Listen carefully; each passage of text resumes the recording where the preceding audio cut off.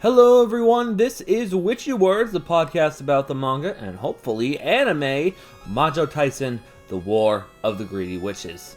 We will be covering round 2 of War of the Greedy Witches, and it is picking up right where the last chapter left off.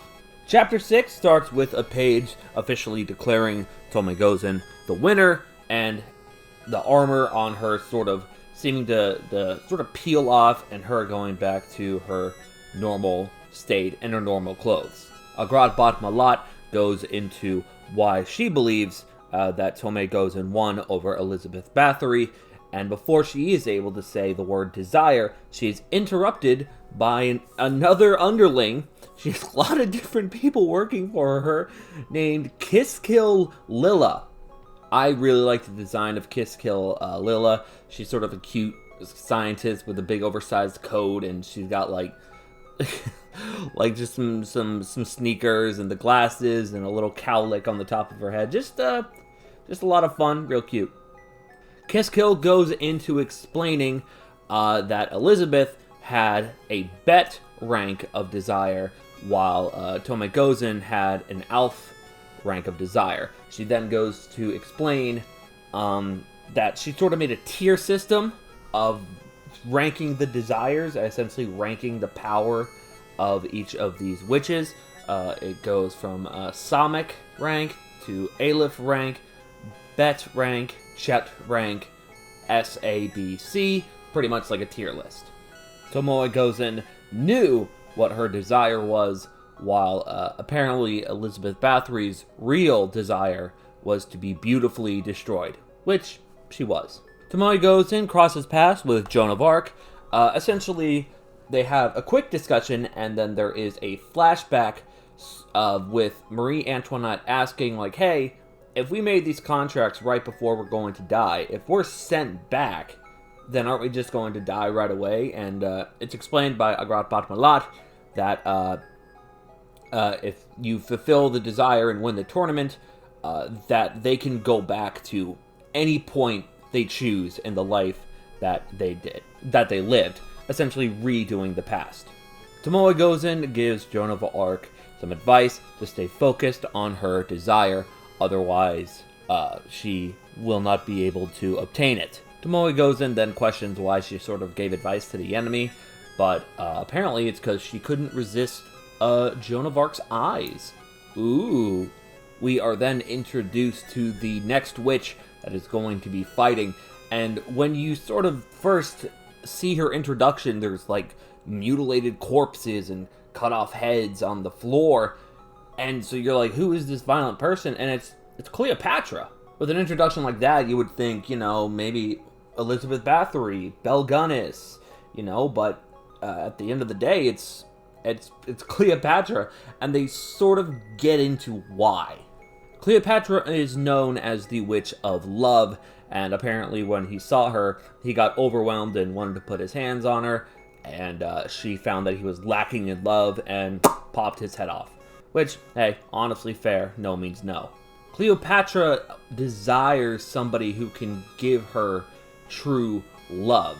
That seems to be her desire for this match, but she's gonna have to wait. Next round is between Joan of Arc and Wu Zetian. She is introduced sort of sitting on top of a pillar, looking into the sky, pondering, and she is known as the Witch of Supremacy. Wu Zetian is first introduced, and it is shown that, she went from a concubine to becoming the Empress, which is true. Although it is likely she definitely did some scheming and some killing in order to achieve this goal, I think it was declared that some of the later writings on her were sort of slanderous. So, obviously, she had to do what she had to do to get to the top, and I'm sure there is blood on her hands, but realistically, in real life, it's sort of a mix of fact and fiction of how violent she was. A lot of the tales about her have been exaggerated. She is the only female emperor in all of China's history, ruling over the Tang dynasty. She looks around the arena and does not seem very entertained. She views it as quote-unquote lowly. And then Joan of Arc is introduced. I think we did kind of go over Joan of Arc's story a little bit, so I won't take too much time on it. French girl, had a calling she believed was from God, helped out the French people, and then was burned at the stake for being a witch. It is what it is. Shit happens. And Wu Zetian pulls a Freerin, an absolute power move. She just throws a dagger in front of Joan of Arc and is like, kill yourself. Wu Zetian's logic is that Joan of Arc is so insignificant to her that it's just like, you're just in my way, you're a pebble, get out of my way, just kill yourself. It'll be easier for both of us, this is the best route for you to take. And she does. Joan of Arc takes the dagger and she stabs herself in the neck and kills. I'm just fucking with you. She does not. And then the man, the myth, the legend, the great wall builder himself, the Terracotta Army Commander, Qin Shi Huang, winner of Round 7 of Record of Ragnarok, Qin Shi Huang is in the audience, and he talks about how their Chinese emperors are kind of a big deal, and Joan of Arc, actually, not joking this time, takes the dagger and starts to sort of lift it to herself to kill herself, because apparently an order cannot be defied. Seems that she used some sort of brainwashing technique or controlling, sort of think of like a Marvel's Purple Man kind of ability. But in the end, Joan of Arc is able to snap out of it, and Wu Zetian, not happy about it, and is like, alright, I guess I'm gonna have to kill you, your sentence is death. Then, Maodan flowers start swirling around Wu Zetian and put her in her magical battle outfit. Her magic vestments are called Conquest of the Four Barbarians. Wu Zetian then encourages Joan of Arc to show off her magic vestments, but Joan of Arc just draws her sword and is like, this is all I need. Wu Zetian laughs, she's kind of actually impressed by it, and then she just yells at the ring announcer to start the damn match already. Chapter 8 gets us right into the match, and Joan of Arc takes a stance, and Wu Zetian does not. She sort of just stands there and just kind of waits for Joan of Arc, I guess, to come at her, sort of a defensive sort of style.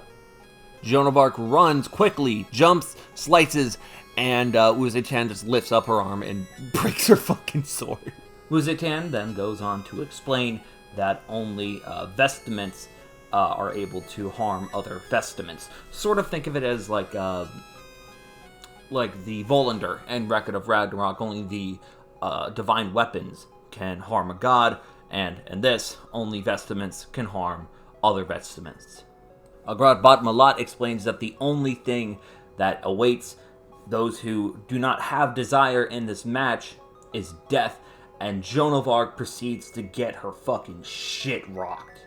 But Wu Zetian isn't done. She uppercuts her, straight up Shoryuken Joan of Arc, and then hits her again with the block side of her weapon.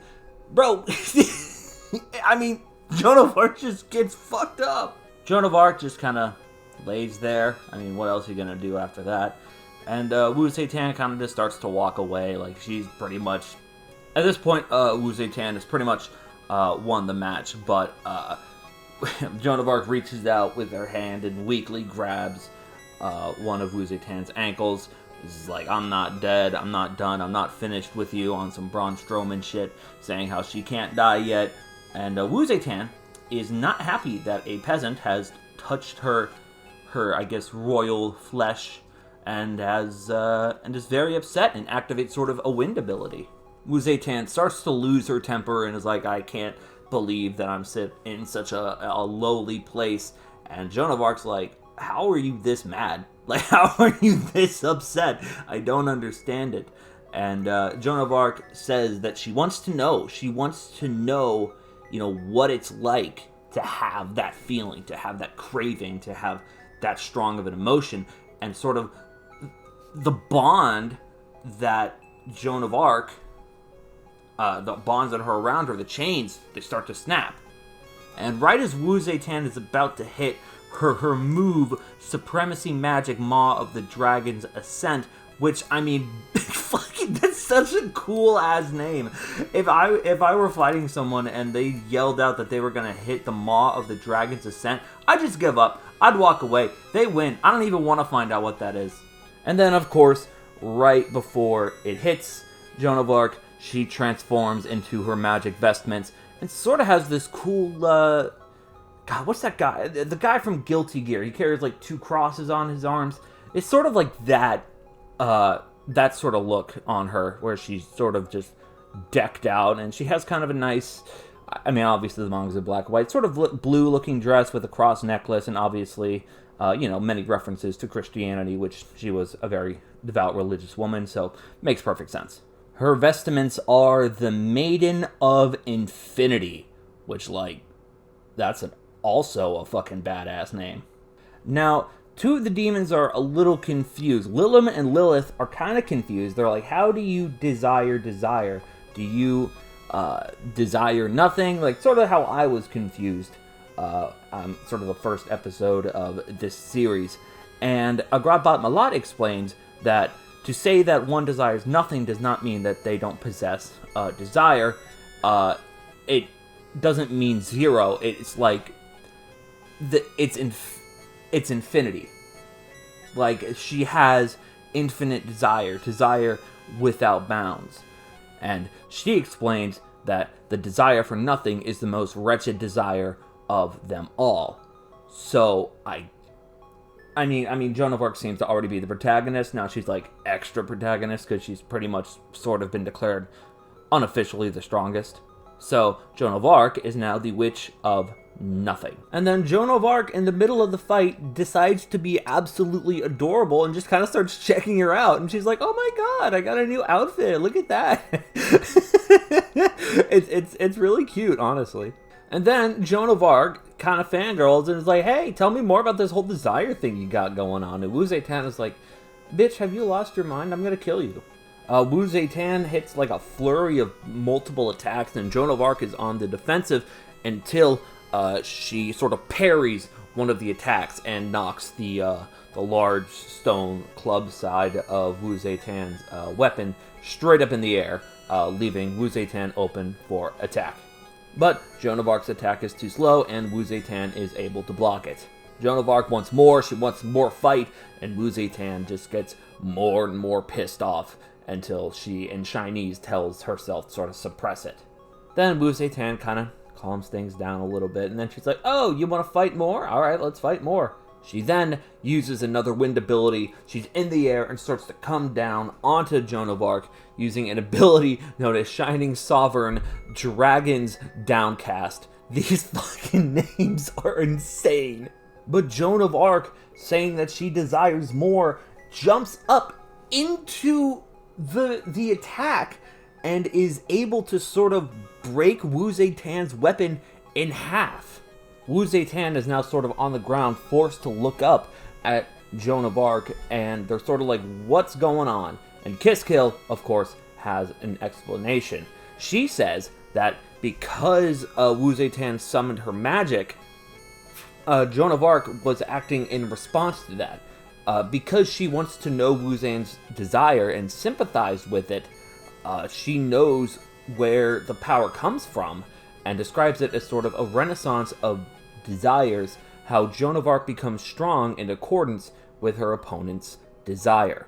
We then go into Wu Zetian's backstory, sort of talking about how she always kind of had a high view of herself, and when her father died, everything was kind of taken from her, but even though everything was sort of taken away from her, she still is able to beat up a bunch of people who threw a rock at her house, and she's still like, you are a pebble, you are nothing to me.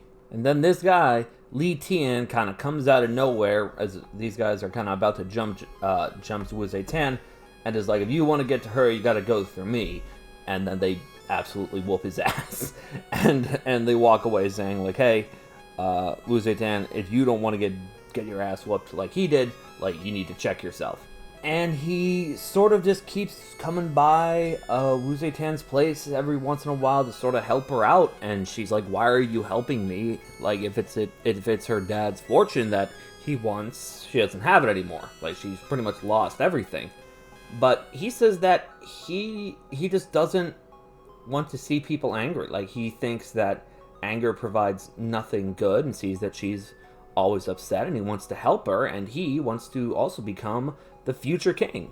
And Wu Zetian thinks, hey, if someone that wants everyone to be happy is king, that might be good. And then, as she starts to warm up to him, next page, he's fucking dead. The dude got killed. He was killed by a high-ranking military official because he refused to stand down when they wanted to sell Wu Zetian to the Inner Palace. And then she straight up murders the dudes that were talking trash and yelling at her. And then somebody who appears to be in royal garb sort of pulls up and asks her what her name is. And she says that her name is Wu Zhao, which is her common birth name of Wu Zetian. And she says that she wants to be taken to the Inner Palace.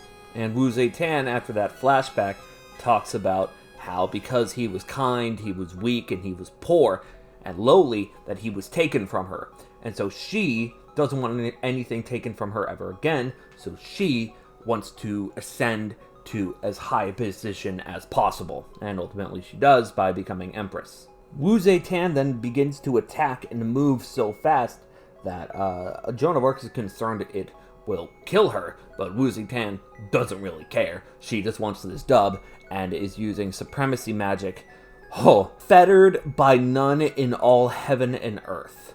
Bro, I know I keep talking about the names, but these names are fucking batshit crazy. Wu Zetian then uses the fact that her weapon is broken and half to her advantage, taking both sides of it to use 2 attacks at once.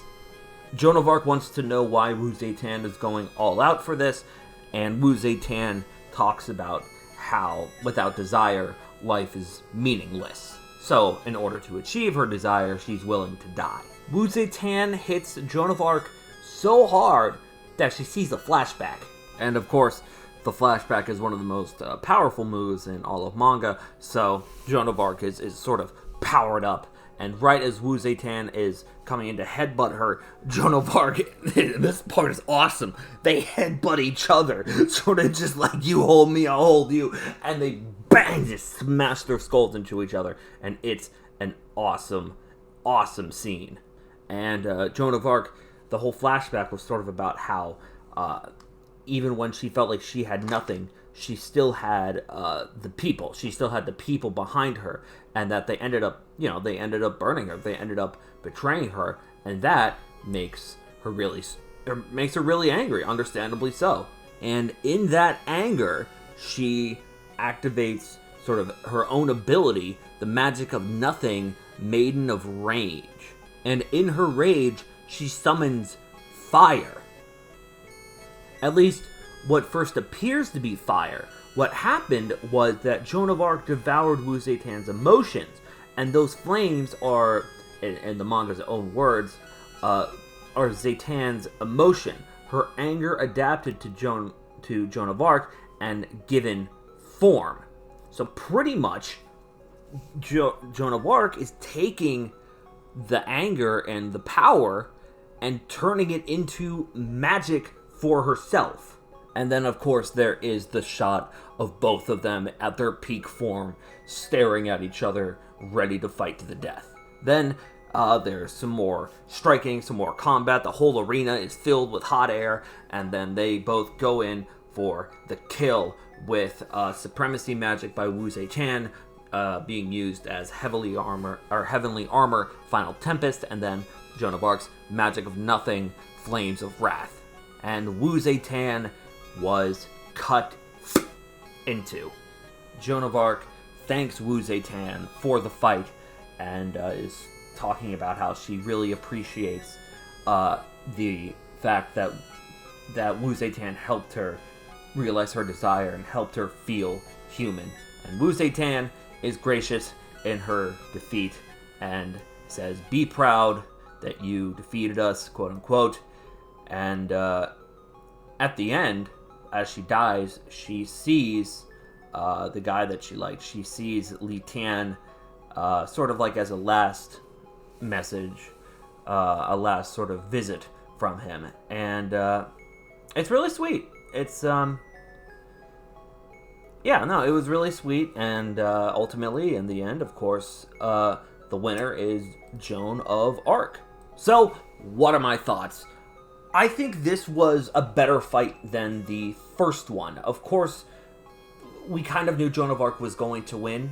She was sort of the main character or protagonist sort of energy that was given to this series, so we sort of knew she was going to win. But this fight definitely felt more hand in hand rather than as one-sided as I thought the first fight felt. Yeah, of course, Zetian was dominating in the beginning when, of course, Joan of Arc didn't have her magic vestments, but once she gets them, it definitely felt more like they're both neck and neck, really trying to be at each other's throats. While round one sort of felt like Bathory was always playing catch-up to Tomoe Gozen. Like, Tomoe Gozen was always stronger, was always just more capable, and Elizabeth Bathory, at her best, was able to go toe-to-toe with Tomoe Gozen, but this fight, I would say, definitely felt more even. It felt more fair, more kind of just an equal skill level on behalf of both. Honestly, at this point, I have not seen the rest of, or I've a long time ago. I think I read it round 3, which I remember being pretty good, but I don't remember much about it. But this fight, yeah, definitely so far this is the best fight. Of course, we're only 2 fights in with this podcast, so it's not saying much. But no, this was definitely a good fight. I think it definitely upped the ante. It brought up the stakes, and I was excited reading this fight. More excited than I was with round 1. So I'm excited to see what else comes of this match, of this series. So please let me know what you think at the comments below. I hope you enjoyed. If you've listened all the way here, thanks. Appreciate it. I appreciate you listening to me ramble in my room at 12:43 a.m. in the morning. All right, have a good one.